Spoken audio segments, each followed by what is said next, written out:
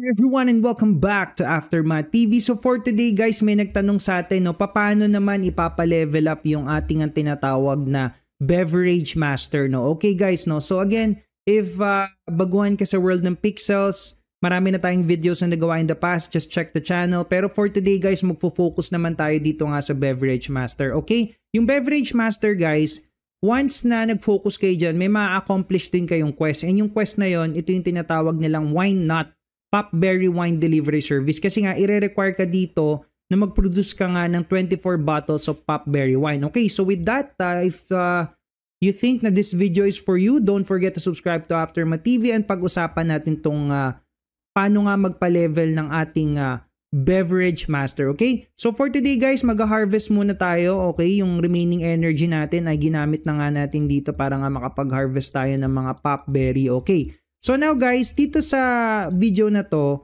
may mga important things to remember muna tayo. So ano-ano ba yun Aftermath TV? So for you to be able to level up your Beverage Master, kailangan mo muna nga gumawa ng mga bottle of wines. Okay? So paano ka ba gagawa ng bottle of wines Aftermath TV? So first things first, kung pinanood mo na yung mga previous videos natin, syempre kailangan, dapat by this time, meron ka ng queen bee at nailagay mo na siya dito sa hive, Okay, and then dapat nakalagay na dito bees at work, okay? So bakit ba yon? Kasi nga refresher lang para makapag-gather ka ng honey. Kasi isa sa mga requirements yung honey para makagawa ka nga ng bottle of Popberry Wine, okay? So that's the first step. So make sure meron ka ng queen bee bago mo i-pursue, ipa-level itong Beverage Master. Okay, so ulitin ko, this is the Beverage Master. Okay, so once automatic ka nang nakaka-gather ng honey, every after 45 minutes at marami ka nang naipon, and then now, what you need to do next is, meron ka rin dapat enough berry for you to be able to buy cooking mix. Okay, so ito siya.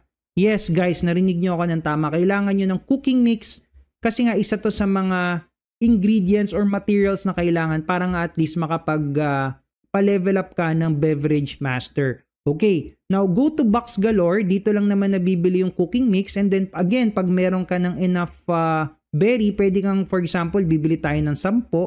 Okay, so yan guys. Once na meron ka ng cooking mix, at least sa minimum of 10. Mamaya explain ko kung bakit. So labas muna tayo ng Box Galore.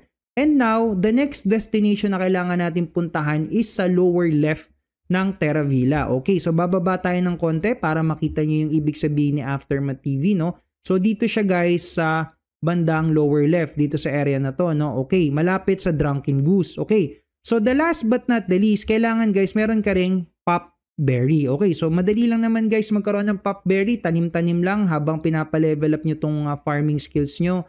Makakakuha na rin kayo or makakaipon na rin kayo ng Popberry. Okay, so we will go again here.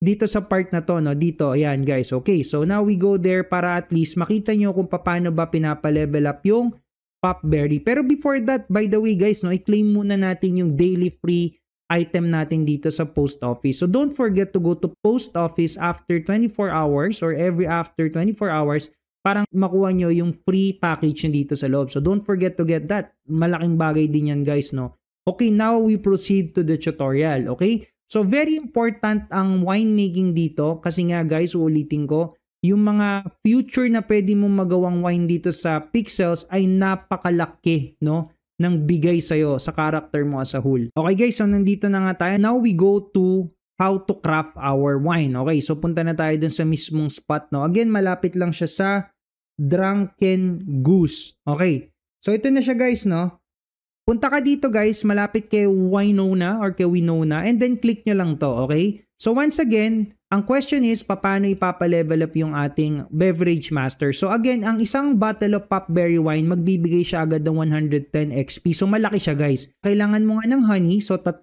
honey, okay, 10 cooking mix, and then 24 na Popberry para makagawa ka ng isang bottle of Popberry Wine, and then maghihintay ka ng 1 minute. Okay, so for the sake of this video, magke-create tayo ng isang bottle of Popberry Wine and we will wait for 1 minute for this nga to finish, Okay, so while waiting guys, gusto ko lang i-emphasize dito na napaka-importante talaga ng winemaking dito, Kasi nga ulitin ko, once you are able to unlock itong mga to, mas maganda ang bigay niyan in terms of value and even yung energy nga, Okay guys, so and don't forget na rin to subscribe to Aftermath TV and share this video to your friends, especially dun nga sa mga nagsisimula kasi yung channel natin, kumpleto tayo ng tutorial dito for the beginners. So kumpleto tayo dito especially if bago ka dito and you want to master the fundamentals or the basics, and then this is the channel for you. So make sure to subscribe to Aftermath TV and help our community to grow nga. No? Okay, so malapit na matapos yung Battle of Popberry Wine natin. And ang maganda dito guys, no,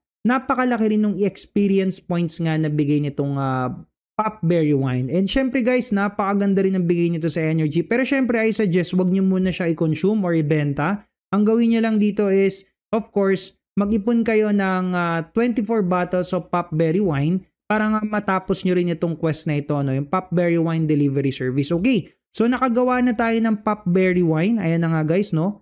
Popberry Wine. So meron na tayong dalawa at nadagdagan na nga rin yung beverage master natin. So ang galing, ang bilis guys, no? Okay, so gawa pa tayo ng isa pang bottle of Popberry Wine for the sake of this video. By the way guys, another thing to remember pala, dito sa Pixels, yung ginagawa natin na to, medyo advanced na to, no? So for a beginner, dapat nagfo-focus ka talaga muna sa farming. Again, sabi ko nga doon sa mga previous videos natin, you need to focus first on hitting level 11 on your farming skills. That's very important. The second thing that you need to remember guys is yung cooking and forestry. Okay, so yun yung tatlong importante na kailangan nyo muna gawin. And syempre, before nyo nga gawin to, dapat meron na rin kayong queen bee, no, na nag-harvest ng honey nga para at least hindi nyo nabibili yung honey nyo, kukunin nyo na lang siya kusa from time to time. Usually every after 45 minutes, no? And of course, don't forget to level up din yung woodwork nyo.